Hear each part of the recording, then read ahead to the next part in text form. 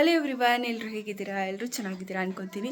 ನಾನು ಕೂಡ ತುಂಬ ಚೆನ್ನಾಗಿದ್ದೀನಿ. ಇಲ್ಲಿ ನೋಡಿ, ನನ್ನ ಮಗ ಕಪ್ಪಿ ಆಟ ಆಡ್ತಿದ್ದಾನೆ. ಮಲಗಿರೋ ಮಗುನ ಎಬ್ಬರಿಸೋದೇ ಕೆಲಸ ಇವೊಂದು. ಯಾವಾಗ ನೋಡಿದ್ರೆ ಎಷ್ಟು ಹೇಳಿದ್ರು ಕೇಳೋದೇ ಇಲ್ಲ. ಈ ಕಡೆ ಬರ್ತೀವಿ, ಆ ಕಡೆ ಬ್ಲ್ಯಾಕ್ ಕಾಣಿಸ್ತಿದೆ. ಇವತ್ತು ಶುಕ್ರವಾರ, ತುಂಬ ದಿನ ಆದಮೇಲೆ ಮತ್ತೆ ಒಂದು ಹೊಸ ಬ್ಲಾಗ್ನ ಮಾಡ್ತಾ ಇದ್ದೀನಿ. ಇವತ್ತು ತುಂಬ ದಿನದಿಂದ ಹೋಗಬೇಕು ಅಂದ್ಕೊಂಡು ಆಲ್ಮೋಸ್ಟು 1 ಇಯರ್ ಅಂದ್ಕೊತೀನಿ. 1 ಇಯರಿಂದನೂ ಹೋಗಬೇಕು ಅಂದ್ಕೊಂಡು ಹೋಗೋದಕ್ಕೆ ಆಗಲಿಲ್ಲ. ಆ್ಯಂಡ್ ಫೈನಲಿ ಇವತ್ತು ಅದಕ್ಕೆ ಕಾಲ ಕೂಡಿ ಬಂದಿದೆ. ಬಿಡೋ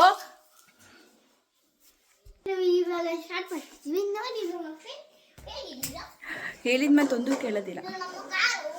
ಇವತ್ತು ನಾವು ಹೊರಟಿರೋದು ಮಂತ್ರಾಲಯಕ್ಕೆ. 1 ವರ್ಷದಿಂದ ಕವನ್ 1 ನಿಮಿಷ 1 ವರ್ಷದಿಂದ ಹೋಗ್ಬೇಕು ಅಂದ್ಕೊಂಡು ಹೋಗೋಕ್ಕಾಗಲಿಲ್ಲ. ಫೈನಲಿ ಇವತ್ತು ಹೋಗ್ತಾ ಇದ್ದೀವಿ.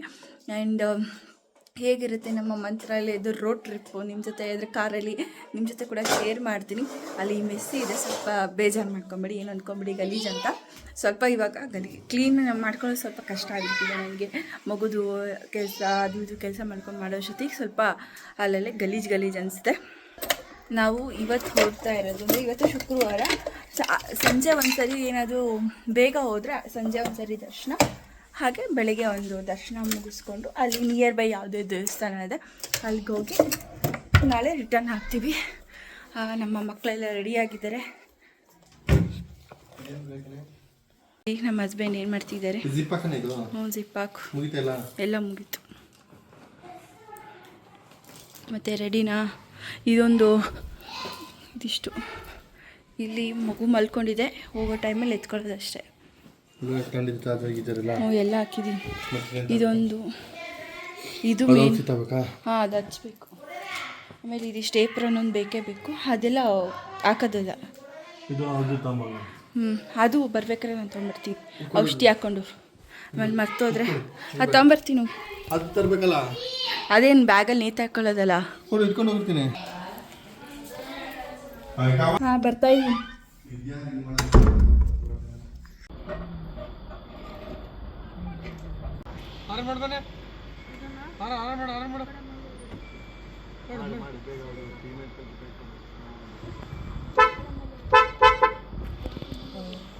ಕವನ್ ಅವರೇ, ಸ್ಕೂಲಿಗೆ ಹೋಗೋದು ಬಿಟ್ಟು ರಜೆ ಹಾಕ್ಕೊಂಡು ಟ್ರಿಪ್ ಹೊಡಿತಾ ಇದ್ದೀರಾ?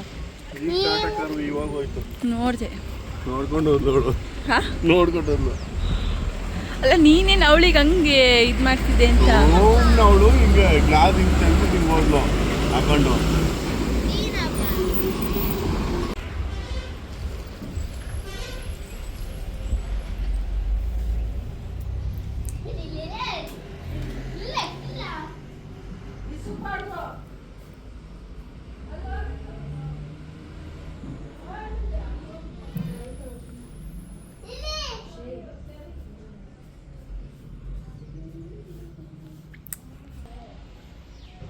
ಬಾರೋ.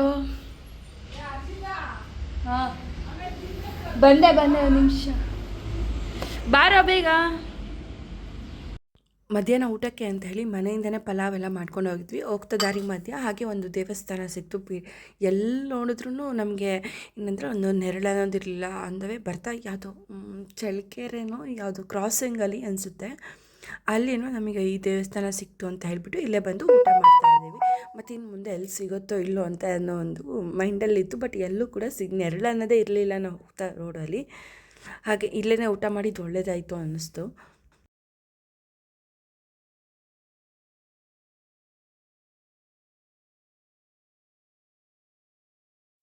ಇನ್ನು ಬಳ್ಳಾರಿಗೆ ಹೋಗೋ ರೂಟಲ್ಲಿ ತುಂಬ ಅಂದರೆ ತುಂಬ ಬಂಡೆ ಕಲ್ಸ್ಗಳೇ. ಈ ರೋಡ್ ತುಂಬಾ ಅಂದರೆ ಬಳ್ಳಾರಿ ಏನು ಇದು ಸ್ಟಾರ್ಟ್ ಆಗುತ್ತಲ್ಲ, ಅಲ್ಲಿಂದನೂ ಬಳ್ಳಾರಿ ರೀಚ್ ಆಗಿ ಎಷ್ಟೋ ದೂರ ಫುಲ್ಲು ಬರೀ ಸುತ್ತಮುತ್ತ ಬಂಡೆಕಲ್ಲೇ ಇರೋದು. ನೋಡೋದಕ್ಕೆ ಒಂಥರ ತುಂಬ ಚೆನ್ನಾಗಿ. ಅಂದರೆ ಆ ಕಡೆ ಎಲ್ಲ ಬರಗಾಲ ಅಲ್ವಾ ಸ್ವಲ್ಪ, ಹಾಗಾಗಿ ಅಂದರೆ ಬರೋದು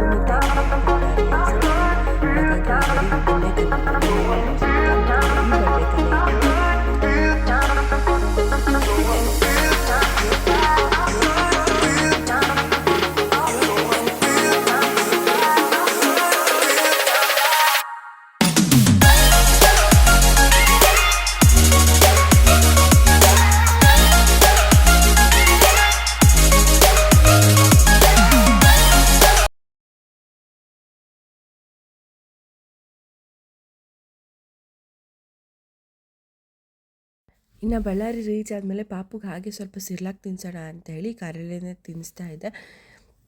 ಹಾಗೆಯೇ ಸ್ವಲ್ಪ ಬಿಸಿನೀರೆಲ್ಲ ಮನೆಯಿಂದನೇ ರೆಡಿ ಮಾಡ್ಕೊಂಡು ಹೋಗಿದ್ವಿ. ಇನ್ನು ಬಳ್ಳಾರಿ ರೀಚ್ ಆದಮೇಲೆ ಅಲ್ಲಿಂದ ಒಂದು ದೇವಸ್ಥಾನಕ್ಕೆ ಹೋಗಿದ್ವಿ. ಇಲ್ಲಿ ಬಂದು ತಿರುಪತಿ ಹಾಗೆ ಆಂಜನೇಯ ಸ್ವಾಮಿ ಹಾಗೆ ರಾಘವೇಂದ್ರ ಸ್ವಾಮಿ ದೇವಸ್ಥಾನ ಇತ್ತು. ಅಲ್ಲಿಗೂ ಕೂಡ ಹೋಗಿ ದರ್ಶನ ಕೂಡ ಮಾಡ್ಕೊಂಡ್ಬಂದ್ವಿ.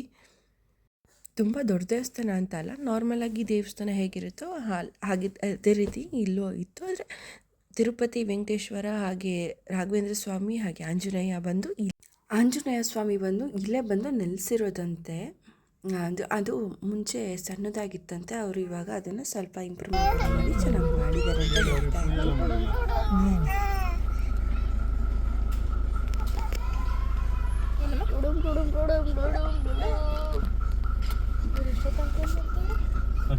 ಇದ್ರು. ಹಾಗೆ ಇನ್ನು ಸಂಜೆ ಏನಾದರೂ ಸ್ನ್ಯಾಕ್ಸ್ ತಿನ್ನೋಣ ಅಂತ ಹೇಳಿ ಒಂದು ಬೇಕ್ರಿ ಹತ್ರ ನಿಲ್ಲಿಸಿದ್ವಿ. ಹಾಗೆ ಅಲ್ಲಿ ತಿನ್ಕೊಂಡು ನೆಕ್ಸ್ಟು ನಾವು ನಮ್ಮ ಜರ್ನಿನ ಕಂಟಿನ್ಯೂ ಮಾಡಿದ್ವಿ. ಆ ಆರ್ಚ್ ನೋಡಿದ್ರಲ್ಲ, ಅದು ಫುಲ್ಲು ಕಲ್ಲಿಂದನೇ ಕೆತ್ತನೆ ಮಾಡಿರೋದು ಅನಿಸುತ್ತೆ. ತುಂಬ ಚೆನ್ನಾಗಿತ್ತು. ಹಾಗೆ ಇನ್ನು ನಾವು ಮಂತ್ರಾಲಯ ರೀಚ್ ಆಗೋಷ್ಟರಲ್ಲಿ ಸುಮಾರು ನಮಗೆ 9 ಗಂಟೆ 8:30 ಹತ್ತತ್ರ ಏನೋ ಆಗಿತ್ತು. ನಾನು ಟೈಮ್ ನೋಡಲಿಲ್ಲ. ಹೋಗಿದ ತಕ್ಷಣ ನಾವು ಫಸ್ಟು ರೂಮ್ ಮುಂಚೆನೇ ಅಕ್ಕ ಎಲ್ಲ ಬುಕ್ ಮಾಡಿದರು. ಅದನ್ನು ಅವ್ರ ಕೀ ಇಸ್ಕೊಂಬರೋಕ್ಕೆ ಅಂತ ಹೇಳಿ ಹೋಗಿದ್ರು. ದೇವಸ್ಥಾನ ನಿಯರ್ ಬೈಯೇ ಮಾಡಿದರು. ಬಟ್ ಅವ್ರಿಗೆ 3 ರೂಮ್ ಏನೋ ಹೇಳಿದರು, 2 ರೂಮ್ ಏನೋ ಸಿಕ್ಕಿತ್ತು. ಮತ್ತು ಆಮೇಲೆ ಇನ್ನೊಂದು ಎಕ್ಸ್ಟ್ರಾ ನಾವು ರೂಮ್ ಮಾಡ್ಕೊಂಡ್ವಿ. ಹಾಗೆಯೇ ಇನ್ನು ದೇವಸ್ಥಾನ ದರ್ಶನ ಮಾಡೋಣ ಅಂತ ಹೇಳಿ ಅಂದ್ಕೊಂಡಿದ್ವಲ್ಲ, ಸಂಜೆ ಆಗಲಿಲ್ಲ ಅಂತ ಹೇಳ್ಬಿಟ್ಟು ಸರಿ ದೇವಸ್ಥಾನನಾದರೂ ನೋಡ್ಕೊಂಬರೋಣ ಅಂತ ಹೇಳಿ ಹೋದ್ವಿ. ಸುಮ್ಮನೆ ರೂಮಲ್ಲಿ ಕೂತ್ಕೊಂಡು ಏನು ಮಾಡೋದು, ಹಾಗೆ ಏನಾದರೂ ಊಟ ಮಾಡ್ಕೊಳ್ಳೋದಿದ್ರೆ ಊಟ ಮಾಡ್ಕೊಬೋದು ಅಂತ ಹೇಳ್ಬಿಟ್ಟು ಯಾರಾದರೂ ಮಾಡಂಗಿದ್ರೆ ಮಾಡ್ಕೊಳ್ಳೋಣ ಅಂತೇಳಿ ಹೋದ್ವಿ. ಇನ್ನು ದೇವಸ್ಥಾನ ಮಾತ್ರ ತುಂಬಾ ಗಲೀಜಿದೆ.